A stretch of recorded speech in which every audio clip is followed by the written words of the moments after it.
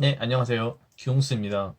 오늘은 2020년 1월 5일 새벽 영상입니다. 오늘은 일전에 제가 말씀드렸던 대로 베트남 주식에 직접 매매할 때의 주의점에 대해서 말씀드리도록 하겠습니다. 그건 바로 두구두구두구두구 바로 수수료입니다. 지금 베트남 주식을 직접 매매하시는 분들은 다들 알고 계시겠지만 베트남이나 인도네시아 쪽의 주식을 매도할 때에는 건당 25,000원의 수수료가 차감됩니다. 이건 증권사의 자체적인 수수료와는 별개인 것 같습니다. 예전에 제가 어느 기사를 봤는데 그게 한 2, 3년 전이어서 정확하게는 기억이 나지 않지만 대략 이런 내용이었습니다. 국내 증권사가 베트남 주식 중개 서비스를 진행할 때 국내 증권사가 어느 한 업체를 통해서 매매를 진행한다는 내용이었습니다. 즉, 그 업체에 지불되는 수수료가 별도로 있는 것으로 알고 있습니다. 그래서 매도할 때 건당 25,000원의 수수료가 자동적으로 차감됩니다.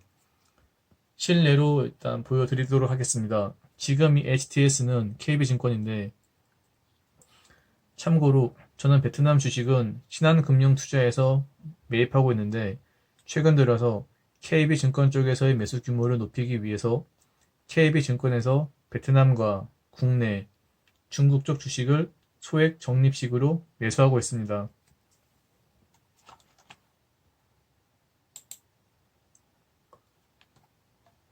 지금 화면에서 보시면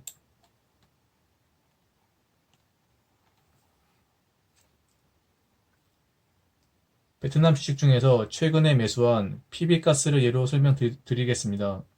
며칠 전에 매수한 종목인데요. 원래 신한금융투자에서도 보유 중인 종목인데 KB증권에서도 이번에 조금 샀습니다. 일단 지금 화면에선 수수료를 전부 미포함한 상태입니다. 그래서 PB가스 같은 경우에 약 1.11% 정도, 1.11% 정도 플러스 수익률을 기록하고 있습니다. 그런데 여기서 이제 매수제 비용과 매도제 비용을 모두 합한 화면으로 전환시키면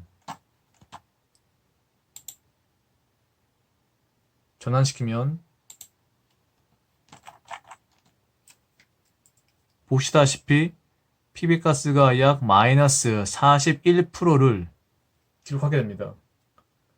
이게 왜 그러냐 하면은 엑셀을 보면서 설명드리겠습니다.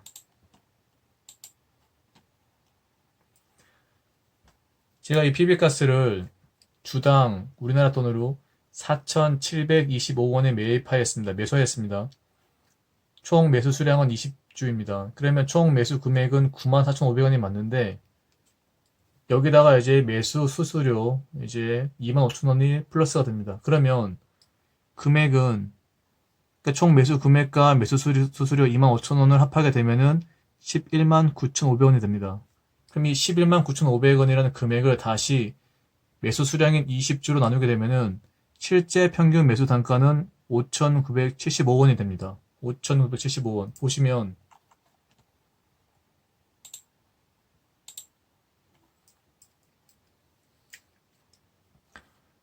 보시면 PB가스의 매입 평균가를 보시면 5,975원으로 기록된 것을 보실 수가 있습니다. 지금. 그럼 여기에 있는 그러면 손익분기 단가 7,235원은 무엇이냐 하면은 제가 만약에 나중에 여기서 만약에 여기서 바로 이제 매도를 바로 시작한다라고 가정하게 되면은 여기서 매도 수수료도 역시 마찬가지로 25,000원이 부과됩니다. 그러면 총 매수 금액 94,500원에서 매수 수수료 25,000원과 매도 수수료 25,000원을 합산하게 되면 약 144,500원의 비용이 총 발생하게 됩니다. 즉 실제로 말씀드리면 결론적으로 말씀드리면 PB가스 20주를 제가 매입하기 위해서 총 지출한 비용은 명목상으로는 94,500원이지만 매수, 매도 수수료를 모두 포함한 실제적인 금액은 총 금액은 14만 4,500원이 되겠습니다. 그래서 이 14만 4,500원이라는 금액을 매수 수량인 20주로 나누게 되면은 약 7,225원이 나오는데 대략적으로 보시면 여기 있는 금액과 비슷한 것을 알 수가 있습니다. 지금.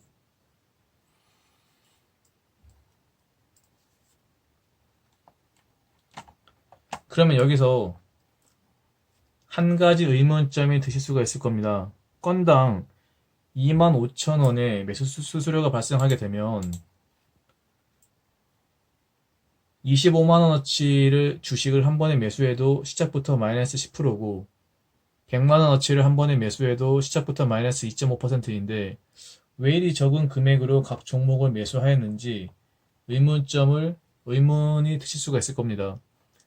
단순하게 말씀드리면 제가 매월 한 차례 정도 25,000원의 매수 수수료의 부담에도 불구하고 한 번에 많은 금액이 아닌 적은 금액으로 각 종목들을 매수하는 이유는 한정된 자본으로 보다 많은 기업들을 매수해서 지켜보기 위함입니다.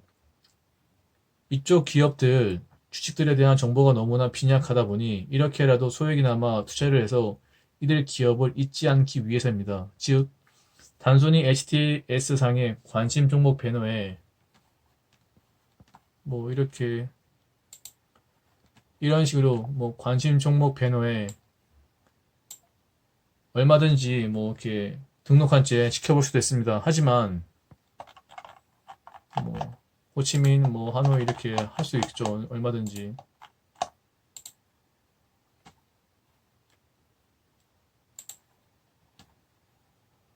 하지만 그렇게 되면 제 머릿속에는 그 기업에 관심이 있다는 사실이 지워질 수가 있습니다. 처음엔 기억할 수 있습니다. 하지만 시간이 지나게 되면 자연스럽게 어떤 기업에 관심이 있었다는 그런 사실 자체를 잊게 될 수 있습니다.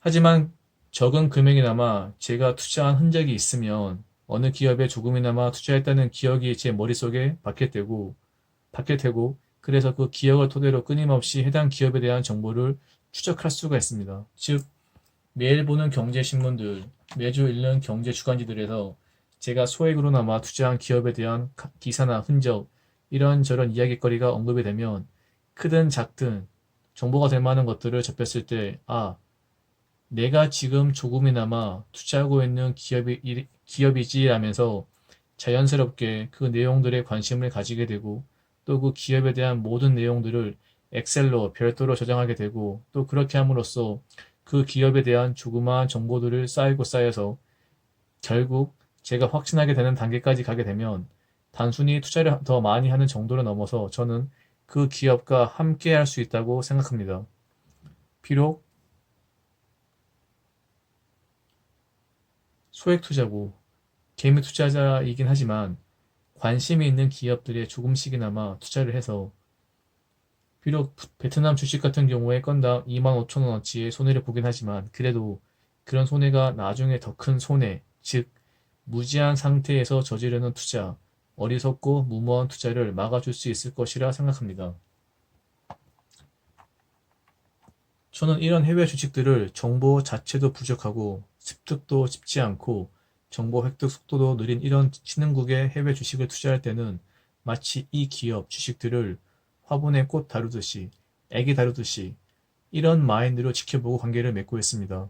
수익률도 물론 수익률이지만 제가 관심 있게 지켜보고 응원하고 있는 기업들이 성장해 나가는 모습을 먼 발치에서나마 지켜볼 수 있다는 거에 무한한 기쁨을 느끼게 됩니다.